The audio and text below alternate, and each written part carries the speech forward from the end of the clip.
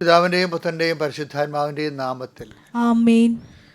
എൻ്റെ പ്രിയപ്പെട്ടവരെ, ഇന്ന് തിങ്കളാഴ്ച ജനുവരി 13 എല്ലാവരും നമ്മളെ കർത്താവിൽ ഉണർന്നിരിക്കുന്ന സുപ്രഭാതം. എല്ലാവർക്കും നമുക്ക് പ്രാർത്ഥിച്ചെടുത്ത് തുടങ്ങാം. ഈ ദിവസം അമ്മേ പരിശുദ്ധ അമ്മേ പരിശുദ്ധമേ ദൈവമാതാവേ, അന്ന് അങ്ങ് കൃപാസനത്തിൽ പ്രത്യക്ഷപ്പെട്ട് വരാൻ പോകുന്ന മഹാദുരന്തത്തിൽ നിന്ന് രക്ഷപ്പെടാനും എല്ലാവർക്കും വേണ്ടി പ്രാർത്ഥിക്കുവാനും ആവശ്യപ്പെട്ടിട്ട് 20 വർഷം തികയുന്ന ഈ വേളയിൽ കൃപാസനത്തിലൂടെ ഞങ്ങൾക്കും ഈ ദേശത്തിനും അങ്ങ് മധ്യസ്ഥം തേടി തന്ന എല്ലാ അനുഗ്രഹങ്ങൾക്കും കൃപകൾക്കും ഞങ്ങളിപ്പോൾ ഹൃദയം നിറഞ്ഞ നന്ദി പറയുന്നു.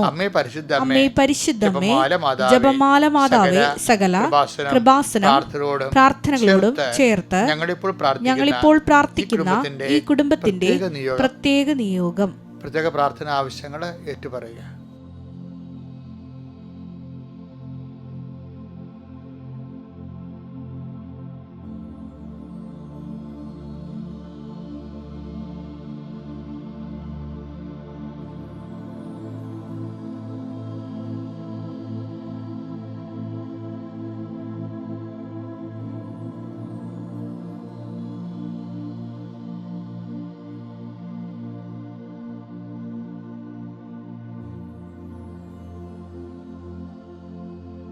അമ്മയുടെ പ്രത്യക്ഷീകരണത്തിന്റെ ഈ ദ്വാദശക വേളയിൽ ഞങ്ങൾക്ക് സാധിച്ചു തരുവാൻ കനിയണമേ.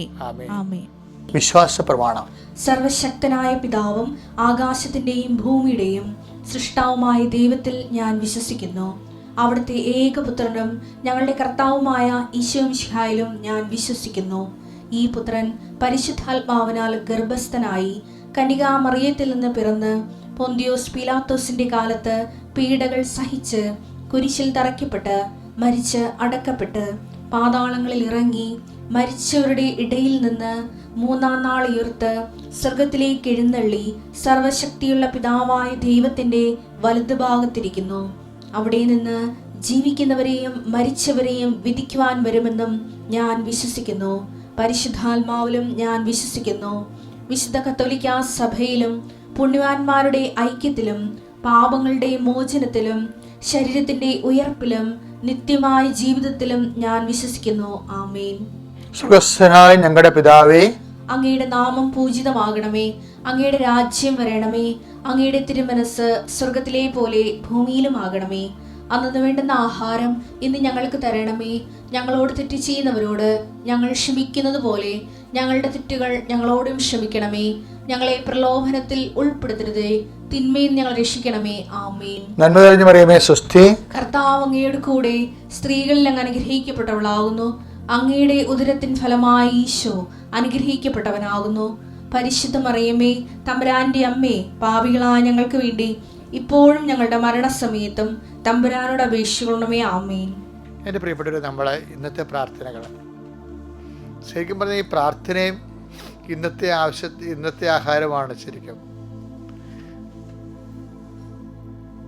എനിക്ക് പണ്ടുപോലെ ഉണ്ടായിരുന്ന ഒരു അഭിവാഞ്ചിയാണ് രാവിലെ ജനങ്ങളുമായിട്ട് പ്രാർത്ഥിക്കണം. അങ്ങനെയാണ് നമ്മൾ പ്രത്യക്ഷിക്കുന്ന പ്രാർത്ഥന 5:30 വെച്ചത്. ഇപ്പോഴങ്ങനെയല്ല. ഇപ്പം ഞാൻ തന്നെ നേരിട്ട് വന്ന് എല്ലാ ദിവസവും നിങ്ങളുടെ കൂടെ പ്രാർത്ഥിക്കുകയും അപ്പോൾ നിങ്ങളത് ഷെയർ ചെയ്യുകയും മറ്റുള്ളവരും നമ്മുടെ പ്രാർത്ഥനയിൽ പങ്കെടുത്തുകൊണ്ട് ഒരു ആധ്യാത്മിക ഔത്സുക്യത്തോടെ ഉണർവോടും ഉത്സാഹത്തോടും കൂടി ആയിരിക്കണം ഈ ഉഷസ് അങ്ങോട്ട് ആരംഭിക്കേണ്ടത്. പ്രാർത്ഥിക്കുക. കർത്താവായ ദൈവമേ, ഈ പ്രാർത്ഥനയിൽ അങ്ങ് പ്രസാദിക്കുകയും അങ്ങയുടെ മക്കളെ ഉത്സാഹപരിതരാക്കണമേ. എൻ്റെ കർത്താവിന് ഉന്നതമായ നാമത്തിൽ സഭയുടെ അധികാരത്തിൽ കുരിശിൻ്റെ അടയാളത്തിൽ ഇന്നത്തെ ദിവസം 13 ജനുവരി തിങ്കളാഴ്ച കർത്താവിൻ്റെ തിരുസന്നിധിയെ സംബന്ധിച്ച് പ്രാർത്ഥിക്കുന്നു. പ്രസരിപ്പോടെ ഓരോരോ കാര്യങ്ങളുടെ പ്രാരംഭത്തിനായി പോകുന്ന അനേകം മക്കളുണ്ട് ഈശോയെ. ജോലി, വീട്, വിവാഹം, വിദ്യാഭ്യാസം, അങ്ങനെയുള്ള വ്യത്യസ്ത മേഖലകളിൽ അങ്ങനെ പോകുന്ന എല്ലാവരുടെ യാത്രകളും ഞാൻ ആശീർവദിക്കുന്നു കർത്താവേ, നിൻ്റെ നാമത്തിൽ. കർത്താവെ, അങ്ങ് അവരെ ആശീർവദിക്കണമെന്ന് പ്രാർത്ഥിക്കുന്നു ഈശോയെ. I will come with you wherever you go. നീ എവിടെ പോയാലും ഞാൻ നിൻ്റെ കൂടെ വരുമെന്നുള്ള കർത്താവെ അങ്ങയുടെ വലിയ പ്രവചനമാണ്, അങ്ങയുടെ വലിയ പ്രഖ്യാപനമാണ്. ഞങ്ങൾ പ്രഖ്യാപന വചനങ്ങളിൽ വിശ്വസിക്കുന്ന കർത്താവെ, ഞങ്ങൾ അങ്ങയുടെ സാന്നിധ്യം ഞങ്ങൾക്ക് അനുഭവിക്കാനും അതാ സമയങ്ങളുടെ പ്രാർത്ഥനയുടെ ഉണർവോടെയും തീഷ്ണതയോടെയും അങ്ങയെ മനസ്സിലാക്കുവാനും, പ്രശ്നങ്ങൾ ഉണ്ടാകുക മാത്രമല്ല ഒരു പ്രശ്നമില്ല പ്രശാന്തമായ സമയങ്ങളിലും പ്രാർത്ഥനയിൽ അങ്ങയെ ഓർക്കുവാൻ കർത്താവ് പ്രത്യേക അഭിഷേകം അങ്ങയുടെ മക്കൾക്ക് നൽകണമെന്ന് പ്രാർത്ഥിക്കുന്നു. കർത്താവേ, നീരസമുള്ളവരുണ്ട്, വൈരാഗ്യ ബുദ്ധിയുള്ളവരുണ്ട്, ഹൃദയഭാരമുള്ളവരുണ്ട്, അവരെല്ലാം കർത്താവെ കളപ്പോട്ടെ. കർത്താവിൻ്റെ നാമത്തിൽ ക്ഷമിച്ചിരിക്കുന്നു പറഞ്ഞിട്ട് ഹൃദയത്തിൻ്റെ ഭാരം കുറയ്ക്കാൻ കർത്താവെ അങ്ങയുടെ മക്കളെ ഞാൻ ആശീർവദിച്ച് പ്രാർത്ഥിക്കുന്നു. എല്ലാം ഇന്നലെ ഉണ്ടായതും കഴിഞ്ഞ ആഴ്ചയിലുണ്ടായതും നമ്മൾക്ക് ഓരോ മനുഷ്യരും ഉണ്ടാക്കി തരുന്ന വലിയ ഭാരങ്ങൾ അങ്ങനെ തന്നെ എടുത്ത് കർത്താവിന് കൊടുത്തുകൊണ്ട് നിങ്ങൾ ഭാരമില്ലാത്തവരെ ജീവിക്കാൻ കർത്താവ് ആഗ്രഹിക്കുന്നു. കർത്താവ് ഇതിനെ കൈകാര്യം ചെയ്യട്ടെ.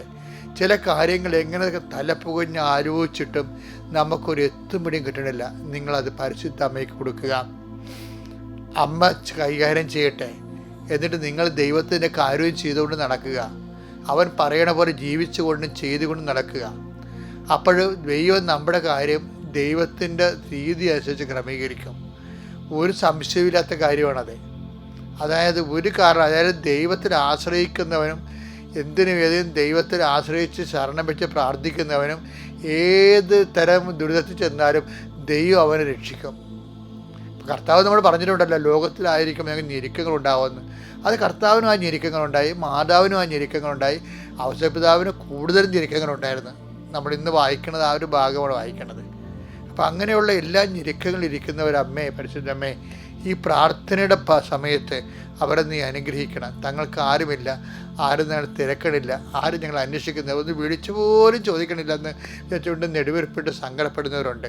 ഒറ്റപ്പെട്ട് പോയല്ലോ എന്നെടുത്തിട്ട് പണ്ടെടുത്ത തീരുമാനങ്ങൾ ഓർത്തിട്ട് ഭാരപ്പെട്ടിട്ട് വേണ്ടായിരുന്നു, ചുമ്മാ അപ്പോൾ ഓരോരുത്തർ പറഞ്ഞ് തലേ പിരികേറ്റി എടുത്തതാണ്, ഇന്നിപ്പോൾ അനുഭവിക്കുകയാണ്, ഇന്നിപ്പോൾ ഞാൻ മാത്രം എൻ്റെ ദുഃഖങ്ങൾ മാത്രമേ ഉള്ളൂ എന്നൊക്കെ പറഞ്ഞുകൊണ്ട് സങ്കടപ്പെടുന്നവരെ കർത്താവ് ഇപ്പോൾ ആശീർവദിക്കുന്നുണ്ട്. ഇപ്പോഴും ആശീർവദിക്കുന്നുണ്ട്. കാര്യം മുമ്പ് ഇന്നലെ നമ്മൾ കണ്ടതാണ്, കരുണ അർഹിക്കാത്തവർക്ക് ഞാൻ കരുണ കൊടുക്കുമെന്ന്. അതിനേക്കാൾ വലിയ പ്രത്യാശ എന്ത് വേണം സഹോദരങ്ങളെ? അവരെ കർത്താവ് ഇപ്പോഴും ആശീർവദിക്കുകയാണ്. കർത്താവ് നിനക്ക് ലഭിക്കുന്ന കരുണയുടെ അടിസ്ഥാനം കർത്താവിൻ്റെ സ്നേഹം മാത്രമാണ്. അവൻ നിർലോഭമായി യേശു ക്രിസ്തുവിന് നൽകാൻ തക്ക വിധം നമ്മളെ സ്നേഹിക്കാമെന്ന് തീരുമാനിച്ചിട്ടാണ് നമ്മളെ അവൻ ജനിപ്പിച്ച് നമ്മളെ നിലനിർത്തുന്നത്. അതുകൊണ്ട് തന്നെ നീ ഒന്നിനും ഭയപ്പെടേണ്ട. കർത്താവിൻ്റെ കരുണയ്ക്ക് ഒരു പഞ്ഞവുമില്ല. കർത്താവ് നീ പറയണം, കർത്താവേ എൻ്റെ മേൽ കരുണ ചൊരിയണമേ. നിൻ്റെ പീഡാനുഭവത്തെ ഓർത്തുകൊണ്ട്, കുരിശുമരണത്തെ ഓർത്തുകൊണ്ട്, തിരുവിലാവിലെ മുറിവിനെ ഓർത്തുകൊണ്ട്, മുറുക്കിടത്തെ ഓർത്തുകൊണ്ട് കർത്താവ് എന്നോടും എൻ്റെ കുടുംബത്തോടും കരുണ തോന്നണമേ. അങ്ങനെ കർത്താവിൻ്റെ കരുണ, അർഹതയില്ലാത്ത കരുണ നിൻ്റെ മേൽ ആവശിക്കുകയും നീ കർത്താവിൻ്റെ ഇപ്പോഴും അനുഭവിക്കുന്ന എല്ലാ പ്രയാസങ്ങളിൽ നിന്ന് നീ അതിജീവിക്കുകയും ചെയ്യട്ടെ. ഈ ദിവസത്തെ പ്രാർത്ഥിക്കുന്നു. നിത്യം പിതാവും പുത്രനും പരിശുദ്ധാത്മാവായ സർവ്വശക്തനും നീക്കുവാമേ. ഔസേപ്പിതാവ് എന്ന അത്ഭുത മനുഷ്യനെ കുറിച്ചാണ് നമ്മളിന്ന്. കുടുംബനാഥനാണ് കേട്ടോ, എല്ലാ കുടുംബനാഥന്മാർക്കും നാഥനായിട്ടുള്ള ആളാണ്. ഈ ദിവസങ്ങളിലെ പ്രത്യക്ഷീകരണ നമ്മുടെ പൂജരാജാക്കന്മാർ, ജ്യോതിഷികൾ, ജ്ഞാനികൾ കർത്താവിനെ സന്ദർശിച്ചെത്തി, ഉണ്ണീശ്വരെ സന്ദർശിച്ചെത്തിയില്ലേ? ആ പ്രത്യക്ഷീകരണ തിരുനാളിൽ എൻ്റെ മനസ്സിൽ വന്ന ഏറ്റവും വലിയ ധ്യാനചിന്തയാണ് ഇപ്പം ഞാൻ നിങ്ങളോട് പറയാൻ പോണത്. അത് വിശുദ്ധ മത്തായി സ്വീകരണ സുവിശേഷമാണ്, 2-ാം അധ്യായം 11-ാം വാക്യം. ഔഷധനെ കുറിച്ചാണ്. പറ. അവർ ഭവനത്തിൽ പ്രവേശിച്ച്, അവരെന്ന് പറഞ്ഞ ജ്യോതിഷികളാണ്, ജ്ഞാനികള്, കിഴക്കുനിന്ന് വന്ന രാജാക്കന്മാര്. അവർ ഭവനത്തിൽ പ്രവേശിച്ച് ശിശുവിനെ അമ്മയായ മറിയത്തോടു കൂടി കാണുകയും അവനെ കുമ്പിട്ട് ആരാധിക്കുകയും ചെയ്തു. നിക്ഷേപ പാത്രങ്ങൾ തുറന്ന് പൊന്നും കുന്തുരുക്കവും മീറയും കാഴ്ചയർപ്പിച്ചു. മക്കൾ, ഇതാണ് സംഭവം. അതായത് ഇത് വായിച്ചപ്പോഴേ പൊന്ന്, മീറ, കുന്തിരിക്കൊക്കെ കൊടുത്ത് വലിയ കാഴ്ചയുമായിട്ട് അവർ പെറ്റതെറിഞ്ഞ് വന്നിരിക്കുന്നത് രാജാക്കന്മാരാണ് വന്നിരിക്കുന്നത്. ഒന്നും കുറവുണ്ടാകത്തില്ല. ആദ്യം അമ്മ വിചാരിച്ചിരുന്നു, അമ്മയ്ക്ക് ആദ്യം അങ്ങനെ വിഷമമുണ്ടായിരുന്നു. ആട്ടിടയന്മാരല്ല വന്നത്, ഒരു ബന്ധവുമില്ല, സ്വന്തവും ഇല്ലാത്ത ആട്ടിടയന്മാർ വന്ന് നോക്കി നിന്നിട്ട് പോകുമ്പോഴേ അങ്ങനെയൊന്നും അല്ലായിരുന്നില്ല. സ്വന്തം നാട്ടിലാണ് താമസിച്ചിരുന്നെങ്കിൽ, വീട്ടിലാണ് താമസിച്ചതെങ്കിൽ എത്രയോ പേര് തങ്ങളെ സന്ദർശിക്കാൻ എത്തിയെന്നൊക്കെ വിചാരിച്ചെങ്കിലും ദൈവം കൈവിട്ടിട്ടില്ല എന്നുള്ള സൂചനയാണ് രാജാക്കന്മാരെ തന്നെ, വീട്ടുകാരെക്കാളുപരി രാജാക്കന്മാർ. ദൈവം ഒരിക്കൽ നിനക്ക് നമുക്ക് ദൈവമേ കൈവിട്ടതായിട്ട് തോന്നുകയേ ഉള്ളൂ, പക്ഷെ ദൈവം കൈവിടത്തില്ല. ഇപ്പോൾ വീട്ടുകാരിൽ നിന്നും ബന്ധുക്കളിൽ നിന്നും അമ്മയ്ക്ക് ഉണ്ണീശോയുടെ ജനനം അറിഞ്ഞ് മറ്റുള്ളവർ ആരും സമ്മാനം കൊണ്ട് വന്നില്ലെങ്കിലും സമ്മാനം കൊണ്ടുവരാൻ രാജാക്കന്മാർ ദൈവം തീരുമാനിച്ചു. എന്തൊരു സ്നേഹമാണ്, എന്തൊരു കരുതലാണ് ദൈവത്തിൻ്റെ. നമ്മുടെ കണ്ണ് ഒരു ജന്മം മുഴുവൻ നിറഞ്ഞു നിൽക്കുന്ന കരുണയാണ് ദൈവത്തിൻ്റെത്. ഇപ്പം പക്ഷേ ഒരു പ്രശ്നം അവിടെ ഉണ്ട്. എന്താണെന്നറിയാമോ? അവർ പുൽത്തോട്ടിലെത്തിയപ്പോഴേ ശിശുവിനെ അമ്മയായ മറിയത്തോടു കൂടെ കണ്ടെന്നാണ് പറയണത്. അപ്പം ഔസേപ്പിതാവിനെ കണ്ടില്ല. അവിടെ ഔസേപ്പിതാവിനെ കണ്ടില്ല. എന്താ കാര്യം? അദ്ദേഹം അപ്പോഴേ ഉണ്ണീശോയ്ക്കും അമ്മയ്ക്കും വേണ്ട ആഹാരം തേടിപ്പോയിരിക്കുന്നു. അപ്പന്മാരുടെയൊക്കെ ഒരു അവസ്ഥ ഭയങ്കരമാണ്. എനിക്ക് തോന്നുന്നത് അമ്മയെക്കാളും ചില കാര്യങ്ങൾ ഔസേപ്പിതാവ് ഇത്തിരി കൂടി മുന്തിയ നിലവാരമല്ല കൂടി നിൽക്കുന്ന ചില സാഹചര്യങ്ങളുണ്ട്. കാര്യം അമ്മ പുരുഷൻ്റെ ചുവട്ടിൽ നിന്ന് അതൊക്കെ ശരിയാ, പക്ഷേ ഈശോയുടെ ഉയർത്തുന്നേപ്പ് കണ്ടു, സഭ വളരണത് കണ്ടു, ഉയരണത് കണ്ടു, അപ്പോസ്തലന്മാർ അമ്മയുടെ ആശീർവാദം വാങ്ങിച്ചുകൊണ്ട് എല്ലാ രാജ്യങ്ങളിലേക്കും പോകുന്നത് കണ്ടു, പരിശുദ്ധാത്മാവ് നിറഞ്ഞുകൊണ്ട് പെന്തക്കോസ്താ ദിവസം അപ്പോസ്തലന്മാരുടെ കൂടെ ഇരുന്ന് പ്രാർത്ഥിച്ച്, അങ്ങനെ എത്ര നല്ല നല്ല കാഴ്ചകൾ ഹോശാന പാടി എതിരേറ്റുകൊണ്ട് വന്ന ഈശോയെ അമ്മ കണ്ടു. അങ്ങനെ എല്ലാ നല്ല നല്ല കാര്യങ്ങളും അമ്മ കണ്ടായിരുന്നു. ഒന്നും കാണാഞ്ഞൊരു പാവപ്പെട്ട മനുഷ്യനെ ഔസേപ്പിതാവ് സ്വപ്നങ്ങൾ മാത്രം കണ്ടു. ആ സ്വപ്നങ്ങൾ മാത്രം വിശ്വസിച്ചുകൊണ്ട് തന്നെ ഏൽപ്പിച്ച ജോലി പൂർത്തിയാക്കി. എന്നിട്ട് ഈശോയ്ക്ക് 20 വയസ്സുള്ളപ്പോൾ തൻ്റെ ജോലി പൂർത്തിയാക്കി താൻ മറഞ്ഞു പോകും. എന്നോട് പറയും, എൻ്റെ മകൻ വലുതാകും, അവൻ ദൈവത്തിൻ്റെ അടുത്ത് ദൈവത്തിൻ്റെ പുത്രനായി എത്തും, അതിന് മുമ്പ് ഞാൻ അവന് വഴിയൊരുക്കാൻ വേണ്ടി പോകണമെന്നും പറഞ്ഞ് അദ്ദേഹം തൻ്റെ ഏൽപ്പിച്ച ജോലി പൂർത്തിയാക്കി അദ്ദേഹം വിട പറഞ്ഞു പോകും. ഒരു സാന്ത്വനമോ ഒരു നന്ദിയോ ഒന്നും അനുഭവിക്കാതെ ആ ജോലി മാത്രം ചെയ്തു പോയ എത്ര അപ്പന്മാർ നമ്മുടെ കുടുംബങ്ങളിലുള്ളത്. ചിലപ്പോൾ അപ്പം വെളുപ്പിനെ എഴുന്നേറ്റ് പോയിട്ട് ഒരു ജോലിക്ക് രാത്രി വരുമ്പോൾ രാത്രി പിള്ളേർ ഉറങ്ങിയും പോകും. ചിലർ അപ്പന്മാർ കഷ്ടപ്പെടാനുള്ള എല്ലാം കഷ്ടപ്പെടുകയും, അമ്മമാർ നമ്മളൊക്കെ ഇടയ്ക്കൊക്കെ പറയുവേ, ഞാൻ അമ്മമാരെ കൊച്ചാക്കി പറയുന്നില്ല, എന്നാലും ചില അമ്മമാർ പറയും, ഞാൻ നിന്നെ 10 മാസം നൊന്ത് പെട്ടതല്ലേ എന്നൊക്കെ പറഞ്ഞുകൊണ്ട് അമ്മ എന്തെങ്കിലുമൊക്കെ ക്ലെയിം പറയും. അപ്പനൊരു ക്ലെയിം പറയത്തില്ല, നിശബ്ദനായിരിക്കും. അമ്മക്കൊക്കെയാണെങ്കിൽ അവർക്ക് ആമക്കളല്ലേ കുടുംബത്തിലൊക്കെ പലപ്പോഴും നിൽക്കണത്, പക്ഷെ അമ്മയോടായിരിക്കും അവർക്ക് താല്പര്യം. അപ്പനോട് അവർ താല്പര്യം ഉണ്ടെങ്കിലും പേടിയാണ്, അമ്മയോടെ അവർ സംസാരിക്കത്തുള്ളൂ. പിന്നെ പെമ്മക്കൊക്കെയാണ് അപ്പനോടൊക്കെ കുറച്ച് സ്നേഹമുള്ളത്, പക്ഷെ അവരൊക്കെ ഇടിച്ചു വിട്ടിരിക്കും. അപ്പന് ആരും ഇല്ലാത്ത ഒരാളാണ് ശരിക്കും പറഞ്ഞാൽ.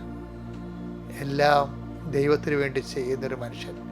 അവരുടെ ആദ്യത്തെ ആളാണ് ഈശോയുടെ അപ്പൻ ഔസേപ്പിതാവ്. ഇപ്പം എന്തെങ്കിലും തരത്തിൽ അപ്പന്മാർക്ക് കുടുംബത്തിൽ എന്തെങ്കിലും ഒരു കുറവ് അവരുടെ ബുദ്ധിമോശം കൊണ്ടോ അല്ലെങ്കിൽ മനഃപൂർവ്വം അവഗണന കൊണ്ട് വന്നു പോയെങ്കിൽ നിങ്ങളൊന്നും വിഷമിക്കുകയൊന്നും ചെയ്യരുത്. കാര്യം എന്താ? നിങ്ങൾക്ക് തുണയായ ഔസേപ്പിതാവുണ്ട്. ഒന്നും കൈപ്പറ്റാതെ പറയുന്നതെല്ലാം ചെയ്തുകൊണ്ട് ഏൽപ്പിച്ച ജോലി പൂർത്തിയാക്കി പോയ മനുഷ്യൻ നിങ്ങളൊക്കെ അവിടെ കാത്തിരിക്കുന്നുണ്ട് സാന്ത്വനപ്പെടുത്താൻ. അപ്പം അങ്ങനെയുള്ള നല്ല മരണത്തിന് വേണ്ടി മാത്രമല്ല, നന്ദിയില്ലാത്ത ജീവിതത്തിനും നന്ദി നഷ്ടപ്പെടുന്ന ജീവിതത്തിനും ഔസേപ്പിതാവ് തന്നെയാണ്. നന്ദി കിട്ടാത്ത ജീവിതത്തിനും ഔസേപ്പിതാവ് തന്നെയാണ് നമുക്ക് ഒരു മാതൃക. യേശുവിൻ്റെ കാണാൻ വരുമ്പോൾ പൂജ്യരാജാക്കന്മാർ വരുമ്പോൾ അവിടെ ലൈം ലൈറ്റിൽ വരുന്നത് അമ്മയും ഉണ്ണീശോ മാത്രമാണ്. പാവപ്പെട്ടവൻ നെടുപ്പുര പോലും അവിടെ ഇല്ല. അപ്പോൾ ഔസേപ്പിതാവിനെ മധ്യസ്ഥം വഹിക്കുന്നവർ ആത്മശക്തിയുടെ ആൾരൂപങ്ങളെ മാറട്ടെ എന്ന് ആശംസിക്കുന്നു. കർത്താവ് നിങ്ങൾ അനുഗ്രഹിക്കട്ടെ. Praise the lord. അത്യപൂർവ ദൈവാനുഭവങ്ങൾ ഇനി നിങ്ങൾക്കും സ്വന്തം. ഈ യൂട്യൂബ് ചാനൽ ഇതുവരെ സബ്സ്ക്രൈബ് ചെയ്തിട്ടില്ലെങ്കിൽ ഇപ്പോൾ തന്നെ സബ്സ്ക്രൈബ് ചെയ്യുക. ഈ വീഡിയോ ഇപ്പോൾ തന്നെ നിങ്ങളുടെ സുഹൃത്തുക്കൾക്ക് ഷെയർ ചെയ്തുകൊണ്ട് കർത്താവിൻ്റെ പ്രേക്ഷിതരാകുക.